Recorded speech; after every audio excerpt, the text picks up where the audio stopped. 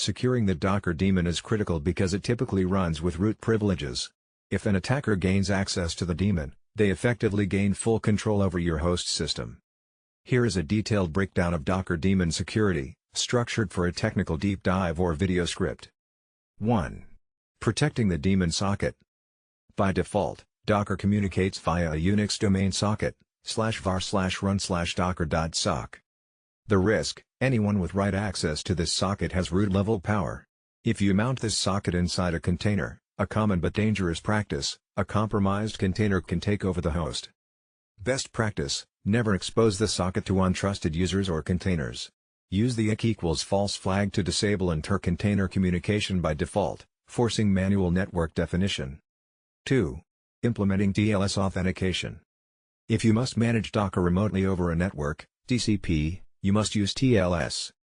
Port 2376, the standard port for secure Docker communication. Port 2375 is for unencrypted traffic and should be avoided.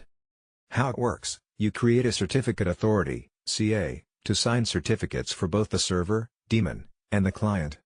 The benefit: the daemon will only respond to clients that present a valid certificate signed by your CA, ensuring both encryption and authentication. 3. Running in rootless mode.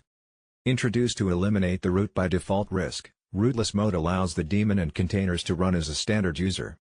Isolation: it utilizes user namespaces to map the container's root user to a non-privileged user on the host. Mitigation: if a container escapes, the attacker only finds themselves with the privileges of a standard user, not the system root. 4. Daemon configuration via daemon.json. Instead of using long command line flags, you should manage security settings in /etc/docker/daemon.json.